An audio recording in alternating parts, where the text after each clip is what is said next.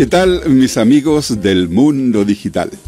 Una vez más tengo un amigo que presentarles, que he conocido en una red para aprender, estudiar, practicar inglés y español. Se habla español. Un amigo de México lleva esta red y ahí he conocido a Gary Reddoor.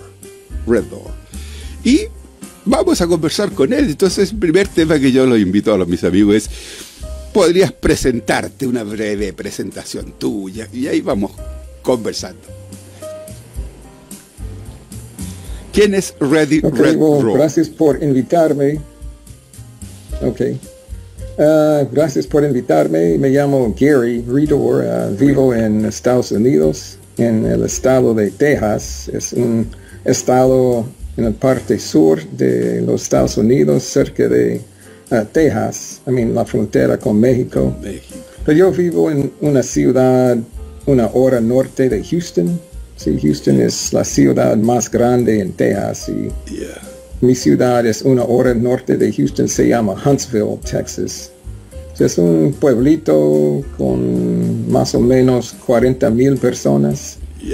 Y desde la frontera es más o menos 7 horas en coche.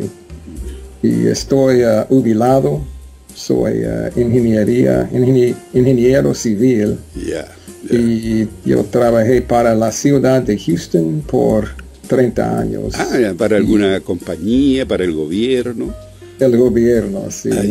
Y hace casi 8 años me jubilé y me gusta mucho ser jubilado porque yo tengo muchos intereses y muchos pasatiempos y uno es aprender español. Y parece que por lo que hemos conversado en estas reuniones tenemos muchas cosas en común.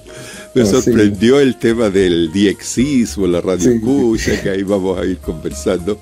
El segundo tema, ¿tienes algún recuerdo, alguna experiencia de tu educación? Digamos, secundaria, universitaria, alguna anécdota que haya ocurrido. Sí, pues mayormente cuando yo estaba en la prepa, que es como se dice en México, la escuela preparatoria, porque mi papá estaba en el ejército y mi familia nos mudamos muchas veces y no recuerdo mucho cuando yo estaba en la primaria o secundaria.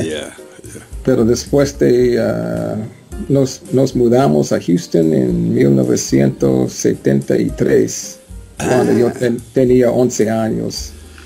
Y recuerdo cuando yo estaba en la prepa, porque era una escuela católica privada y solamente para los varones.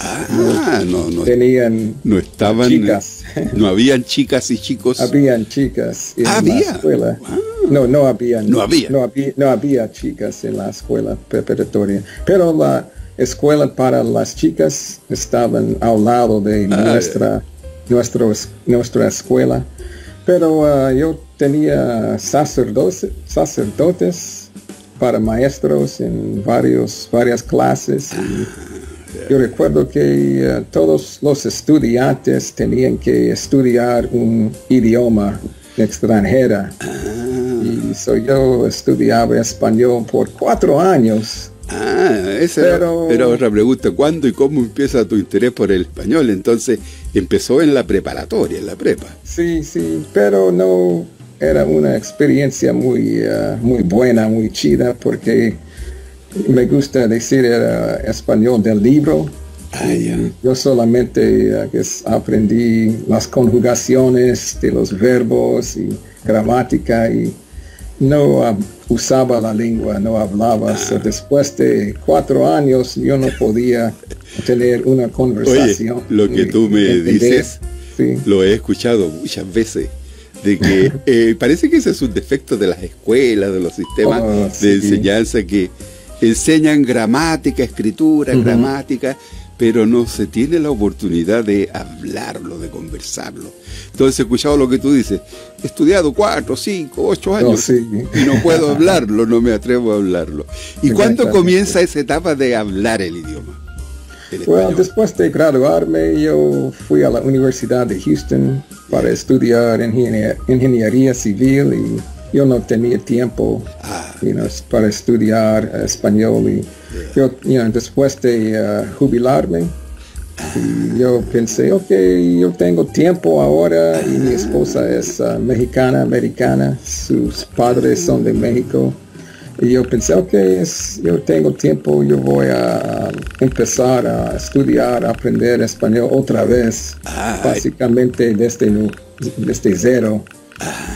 Pero y darle más énfasis al hablarlo y al escucharlo y hablarlo para comunicarse. Inicialmente escuchar, y yo llevo entre 5 o 6 años aprendiendo español.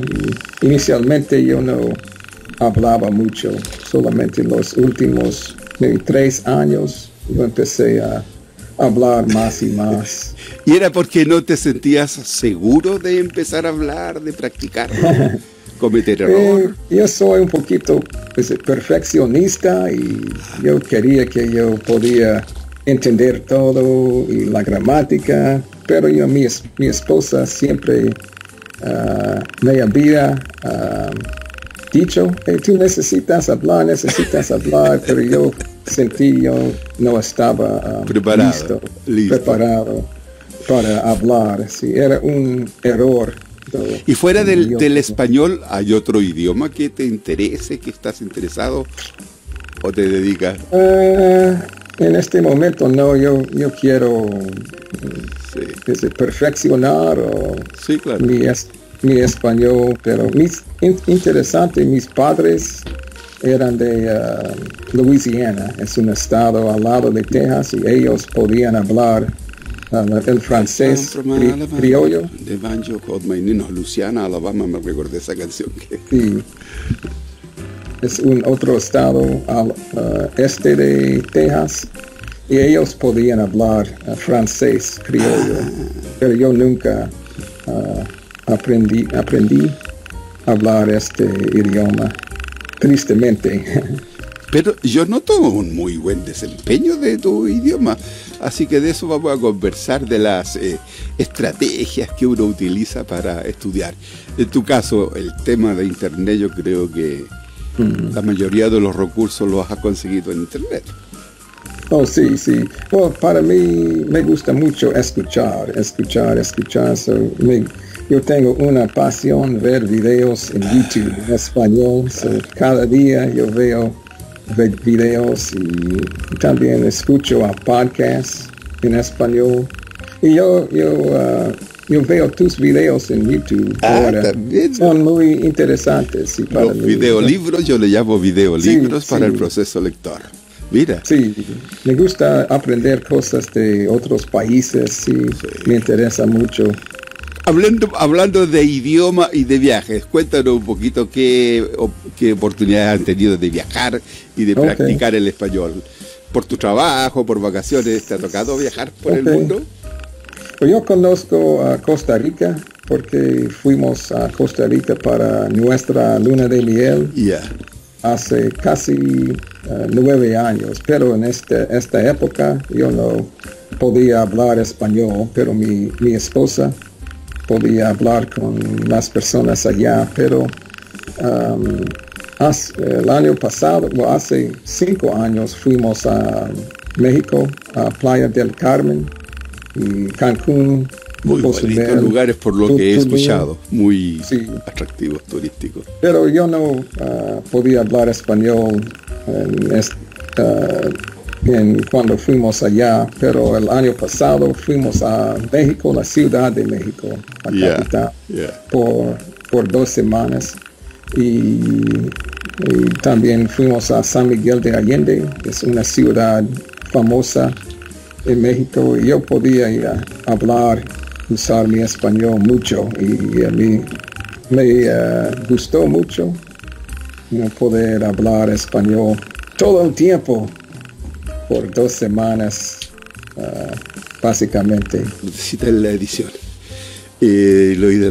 Bueno, estábamos con que los viajes, me has contado de tus viajes de turismo. ¿Has recorrido Europa? ¿Has ido a Europa con la familia, solo, por trabajo? Y yo no he viajado mucho afuera de los Estados Unidos, pero para nuestra luna de miel hace casi 9 años, fuimos a Costa Rica, el parte noroeste, fuimos a un resort para una semana y me encanta Costa Rica. Es un país muy lindo y con playas muy bonitas, el clima es muy chido. Chido, esa palabra me parece que es muy mexicana. Muy mexicana, muy sí. mexicana, tu Me influencia gusta del español de México. de México, sí. Ellos usan muchas palabras Y diferentes. chido correspondería al cool que dicen los gringos. Sí, cool o genial. Ah, Sí, ya, like, chévere, como dicen los chévere, sí, chévere, sí. En Chile, ¿cómo decimos? Lo mismo. No Lo hay una mismo. palabra especial. Ok. Qué interesante, dice uno nomás que es lo mismo. Y Yo he visto también- por ahí unos documentales de tu área. Hay ciudades Sí. muy bonitas ahí en Texas. En Texas. Sí, en el parte sur es muy plano. Sí, no hay muchas montañas, Yeah. pero hay un área que se llama the Hill Country, donde hay muchas colinas, y no montañas, pero colinas. Es muy lindo el paisaje. Y muchas personas van allá para vacaciones o para el fin de semana, sí.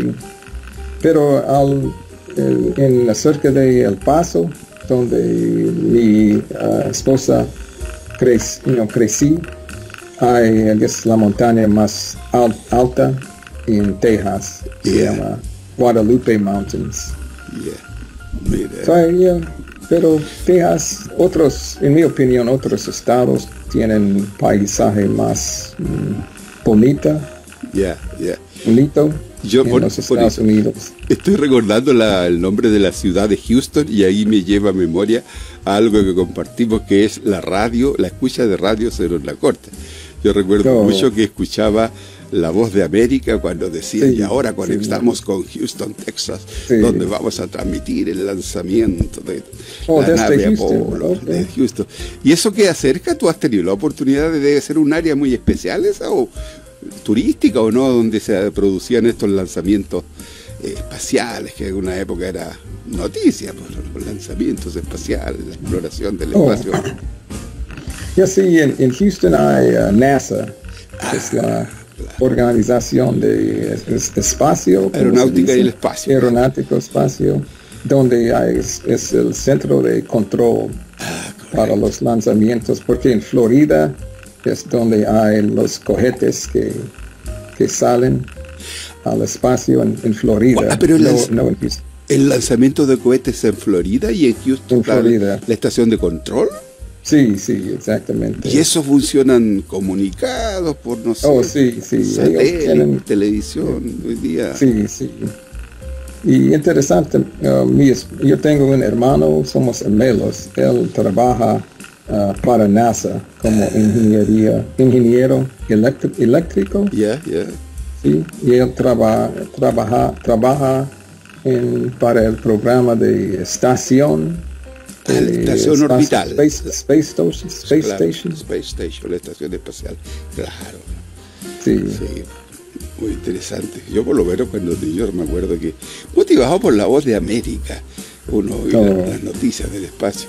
Y cuéntame, ¿cuándo empieza tu tema con las radios de onda corta también? Sí. ¿Hubo un tiempo que te gustó, practicabas, te escribías, QSL, banderines, todo eso? Sí.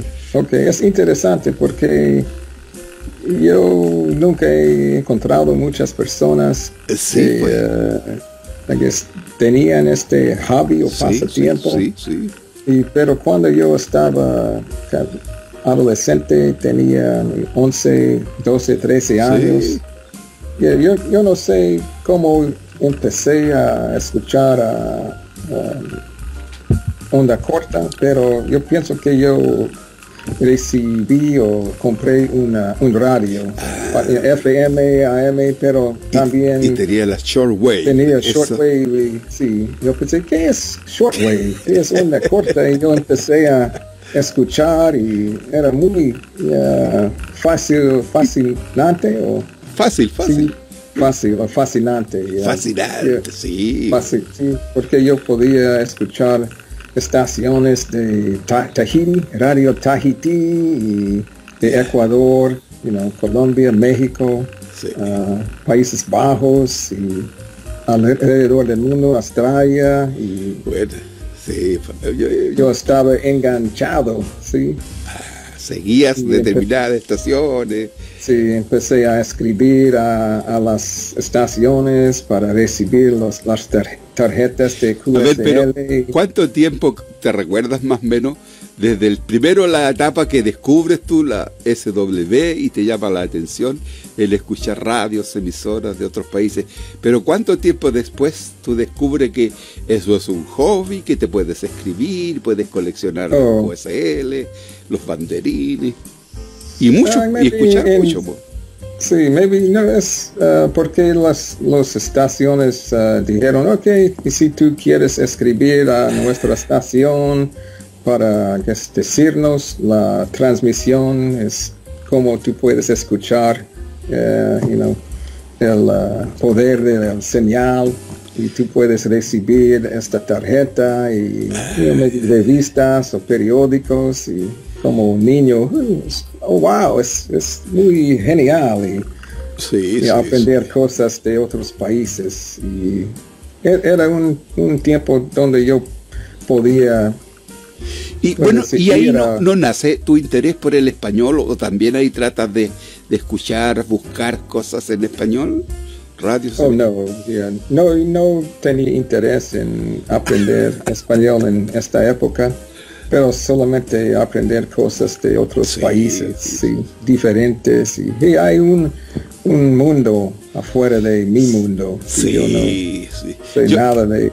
Yo te hice la pregunta esta de desde que empezaste a escuchar radio hasta que empiezas a practicarlo como hobby, porque yo recuerdo que en mi caso personal pasé mucho tiempo escuchando radio porque me gustaba escuchar la radio, y después con el tiempo descubro en la radio Nederland, me parece Espacio Diexista, Radio Nederland, y hablaban de este hobby, y ahí fui. Después conocí en Santiago de Chile a un compatriota chileno, pero que él tenía mucho tiempo de escuchar, y él vivía en Argentina, tenía amigos, clubes y cosas. Entonces, después yo entendí que esto era un hobby, hasta fui monitor de algunas emisoras. Y ahí descubro también el inglés, pues. El inglés, esta es la BBC de Londres, y ahora nuestro curso de inglés por radio. Y a su vez la misma Voz de América de Estados Unidos con sus programas en lo que ellos llamaban Special English. Entonces, claro, yo creo que ese es como lo común cuando tú encuentras personas que tienen esta afición. Nos fascina eso. Hoy día yo creo que debe ser difícil porque la internet, el celular, lo tiene todo la gente.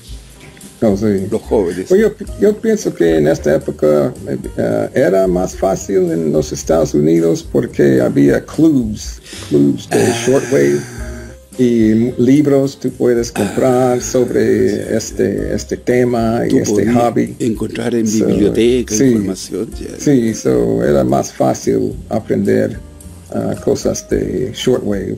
Bueno, la diferencia será es que yo nací y me crié en un pueblo de campo pequeño. Un pueblo pequeño que no había biblioteca o cosas. De hecho, para hacer lo que se llama la enseñanza secundaria, tuve que ir a una ciudad. Como 45 minutos de mi casa, y vivir en esa ciudad para hacer la high school. Claro. Y 45 minutos tú necesitabas caminar o... No, de hecho tuve que ir a vivir a la casa de un tío, entonces me iba el día domingo, vivía toda la semana allá, estudiaba, iba al high school, y el viernes yo iba a mi casa de campo. Otras historias, pues. Tú naciste en una ciudad, entonces en las ciudades siempre hay más recursos, más cosas. Pero tú tuviste amigos en tu localidad que tenían el hobby de escuchar radio. No, yo no recuerdo. Había otras personas en mi vecindario, ciudad, que tenía este hobby, porque no era muy ¿cómo se dice? Popular. No es común, sí. Es medio raro. De hecho, yo a veces le conversaba a gente de mi mundo laboral de profesor, que anoche estuve escuchando radio de Australia, radio de Europa. Sí. ¿Dónde y cómo? Entonces la gente, es muy difícil encontrar gentes con estos intereses. Normalmente la gente... Sí, pienso que había más personas que estaban, ham radio operators. Ah, sí. Alguna vez también común. Fui, pero me llamaba más la atención el escuchar radios, que participé en algún club de radio aficionados, llamamos acá. Radio aficionado. Y yo no tenía interés ser ham radio operator y aprender Morse code, no sé, código de Morse, no sé cómo se dice. Yo no lo aprendí nunca, yo tampoco lo aprendí nunca. Tuve mi licencia de radio aficionado, pero había diferentes categorías, clases. Yo tuve la principiante nada más. La radio me cautivó con sus intereses. Y bueno, y después viene el tema de las tecnologías, internet. Sí. ¿Qué otros temas interesantes de los estados? Cuéntame de tu canal de YouTube, tus motivaciones para tener un canal de YouTube y qué haces en tu canal. Yo tengo un canal, se llama Learn Everyday English, porque yo sé es muy difícil aprender otro nuevo, otro idioma. Y yo tengo tiempo. Y me gusta ayudar a las otras personas, aprender otras cosas. Me gusta enseñar, a otras personas. Yo pensé, yo voy a empezar un canal de YouTube para ayudar a otras personas a aprender inglés. Y mi vida diaria.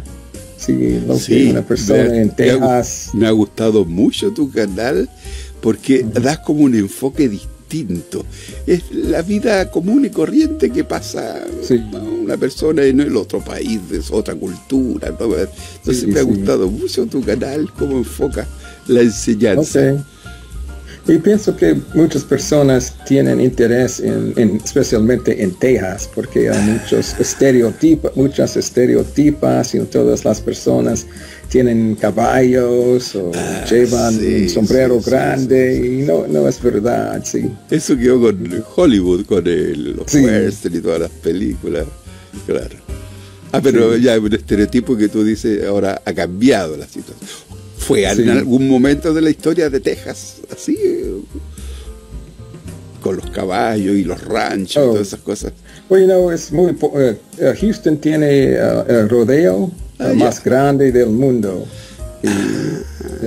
Houston se llama Houston Livestock Show and Rodeo.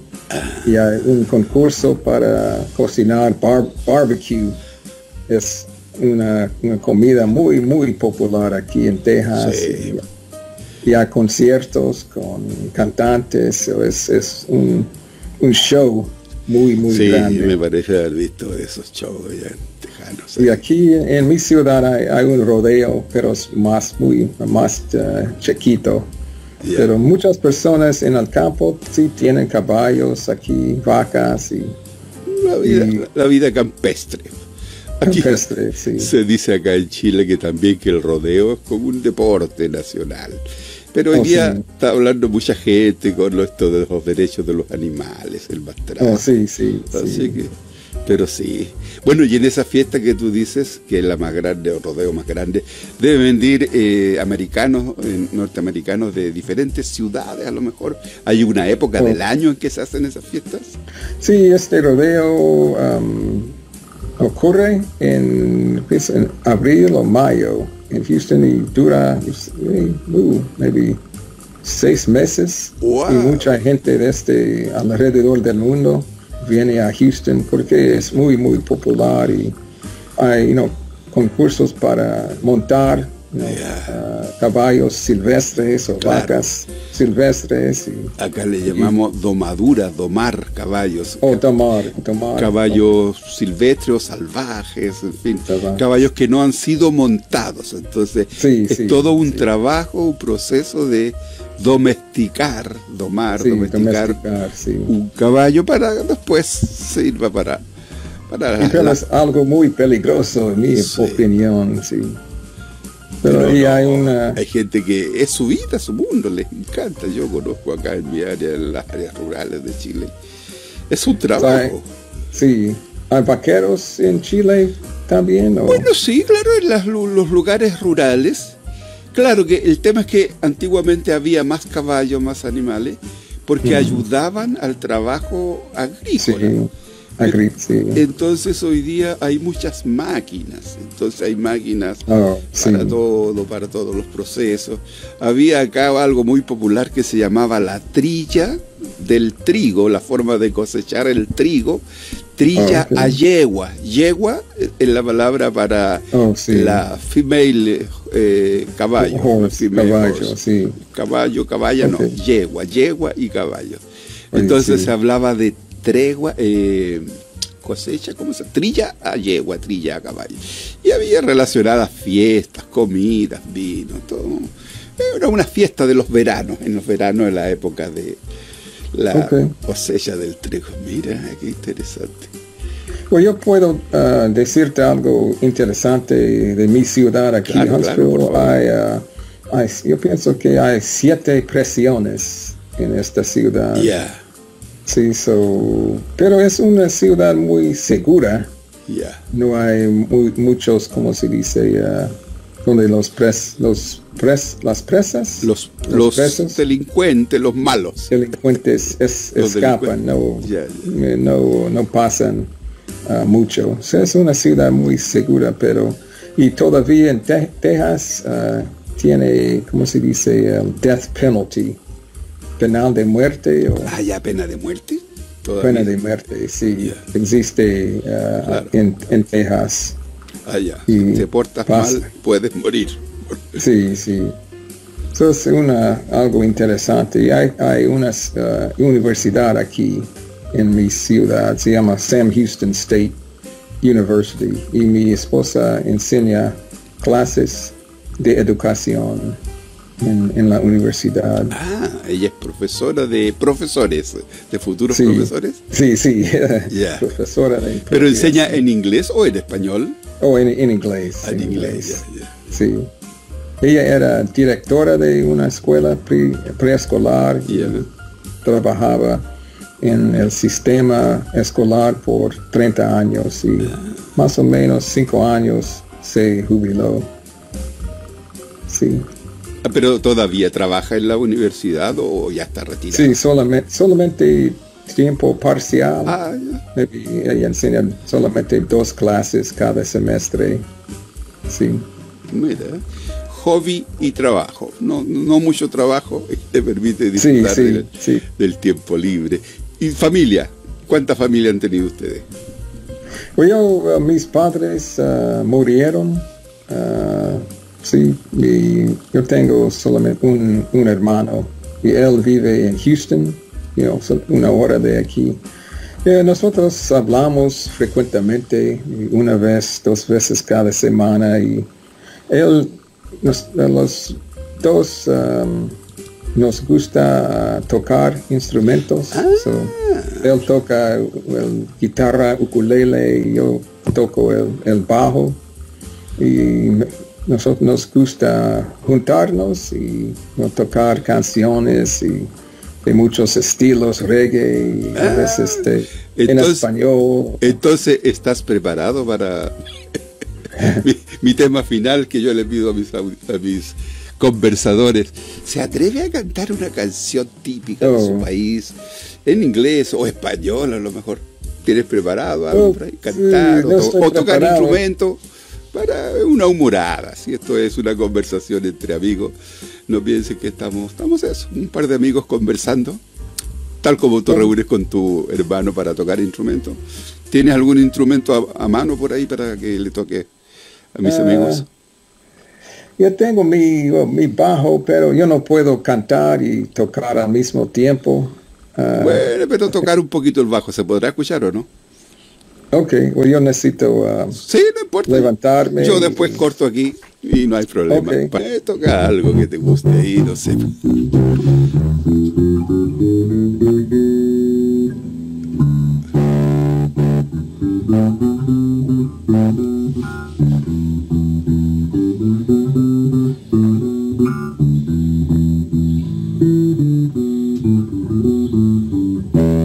Have you heard this canción de Bob Marley? Ya. ¿Algún género especial que te guste? Sí, me gusta mucho tocar la música de reggae porque es fácil tocar y me gusta el ritmo y los sonidos. Bien, estimado Gary, te agradezco mucho tu motivación, tu interés por compartir un poco cómo suena tu bajo y que me hayas contado de tus intereses, de tus hobbies, del idioma español y de tu canal de YouTube. Así es que te agradezco mucho tu tiempo y será hasta la próxima vez, pues. Ok, muchas gracias, Carlos. Chao. Chao.